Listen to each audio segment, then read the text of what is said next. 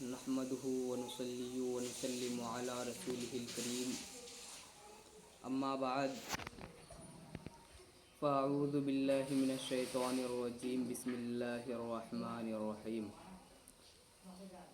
قل هل يستوي الذين يعلمون والذين لا يعلمون صدق الله العظيم وصدق رسوله النبي الأمين الكريم ونحن على ذلك لمن الشاهدين والحمد لله رب العالمين. ایک مرتبہ درود پاک پڑھ لیجیے. اللہم صلی علی سیدنا شفیعنا حبیبنا مولانا محمد وعلی آل محمد بارک وسلم صلاۃ وسلام علیک یا رسول اللہ صلی اللہ تعالی علیہ وآلہ وسلم.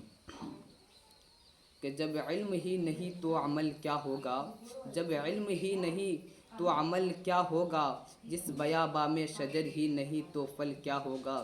کہ جب علم ہی نہیں تو عمل کیا ہوگا، جس بیاباں میں شجر ہی نہیں تو پھل کیا ہوگا. اور علم ہے ایک نور عالم نور والا ہو گیا، علم ہے ایک نور عالم نور والا ہو گیا. مصحف قرآن سے سینہ اجالا ہو گیا. اور علم دین میراث ہے میرے سرکار کا اے مومنو، ہاں اسی برکت سے وہ نائب نبی ہو گیا، ہاں اسی برکت سے وہ نائب نبی ہو گیا. محترم سامعین کرام، ابھی میں نے جس آیت کریمہ کی تلاوت کرنے کا شرف حاصل کیا ہے، اس میں اللہ تبارک و تعالیٰ اپنے محبوب سے ارشاد فرما رہا ہے قل هل يستوي الذين يعلمون والذين لا يعلمون. یعنی اے محبوب آپ فرما دیجئے کیا علم والے اور بے علم والے برابر ہو سکتے ہیں. محترم سامعین کرام، کیا علم والے اور بے علم والے برابر ہو سکتے ہیں؟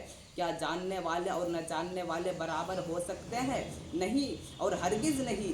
اس لیے کہ علم ایک روشنی ہے اور جہل تاریکی ہے. روشنی اور تاریکی کبھی بھی برابر نہیں ہو سکتی ہے. اجالا اور اندھیرا کبھی بھی برابر نہیں ہو سکتا ہے، کیونکہ علم وہ دولت ہے کہ اس کو جتنا خرچ کیا جائے اتنا بڑھتا چلا جاتا ہے. علم وہ خزانہ ہے جو کبھی بھی گم نہیں ہو سکتا ہے. علم وہ نعمت ہے جس کو کوئی بھی چرا نہیں سکتا ہے. علم ایک ایسی دولت ہے جس کے ذریعے انسان مہذب بنتا ہے، جس کے ذریعے انسان والدین کے مراتب کو پہچانتا ہے. انسان علم ہی کے ذریعے بڑوں کا ادب کرنا سیکھتا ہے. انسان علم ہی کے ذریعے بھلے اور برے کو پہچانتا ہے. انسان علم ہی کے ذریعے بڑوں کا ادب کرنا سیکھتا ہے. انسان علم ہی کے ذریعے حلال و حرام میں امتیاز کرنا جانتا ہے. لیکن جہل ایک ایسی تاریکی ہے جس کے ذریعے انسان والدین کے مراتب کو نہیں پہچان پاتے ہیں، بڑوں کا ادب کرنا نہیں جانتے ہیں، حلال و حرام میں امتیاز نہیں کر پاتے ہیں. لیکن علم ہی ایک ایسی دولت ہے، علم ہی ایک ایسی نعمت ہے جس کے ذریعے انسان مدبر ہوتا ہے، مفکر ہوتا ہے، معزز ہوتا ہے، دانشور کہلاتا ہے، مفکر کہلاتا ہے، طبیب کہلاتا ہے، مفتی بنتا ہے. انسان اسی علم ہی کے ذریعے، انسان اسی دولت ہی کے ذریعے شریعت کو پہچانتا ہے. انسان اسی نعمت ہی کے ذریعے فقاہت کو پہچانتا ہے. انسان اسی نعمت ہی کے ذریعے شریعت مصطفیٰ کو پہچانتا ہے، عظمت انبیاء کو پہچانتا ہے. انسان اسی علم ہی کے ذریعے اپنے آپ کو پہچانتا ہے. انسان اسی دولت ہی کے ذریعے اپنے رب کو پہچانتا ہے. محترم سامعین اکرام، سرکار مدینہ صلی اللہ تعالی علیہ وآلہ وسلم ارشاد فرماتے ہیں العلم فریضۃ علی کل مسلم و مسلمہ. علم دین حاصل کرنا ہر مسلمان مرد و عورت پر فرض ہے.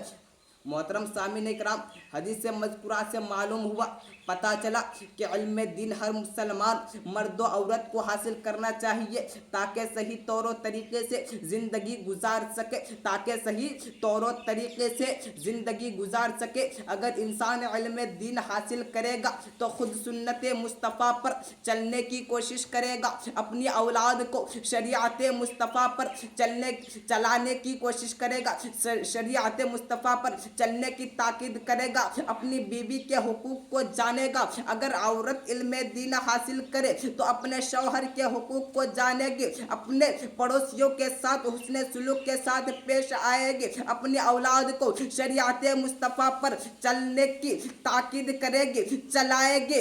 اسی لیے سرکار دو عالم صلی اللہ تعالی علیہ وآلہ وسلم نے ارشاد فرمایا کہ علم دین حاصل کرنا ہر مسلمان مرد و عورت پر فرض ہے. محترم سامعین کرام، ایک دوسری جگہ سرکار دو عالم صلی اللہ تعالی علیہ وآلہ وسلم ارشاد فرماتے ہیں کہ علم دین حاصل کرو اگرچہ چین جانا پڑے. کیا؟ علم دین حاصل کرو اگرچہ دور کا سفر کرنا پڑے. مطلب یہی ہے کہ علم دین حاصل کرو اگرچہ امریکہ جانا پڑے. علم دین حاصل کرو اگرچہ مصر جانا پڑے. علم دین حاصل کرو اگرچہ مشقت و پریشانیاں جھیلنا پڑے, لیکن کیا؟ علم دین حاصل کیا کرو. محترم سامعین کرام, اللہ اکبر اللہ اکبر. حضرت اللہ تبارک و تعالیٰ کی بارگاہ میں علم کا کتنا اونچا مقام ہے کہ خود پروردگار عالم اپنے محبوب کو زیادتی علم کے لیے حکم فرما رہا ہے. وقر ربی زدنی علما,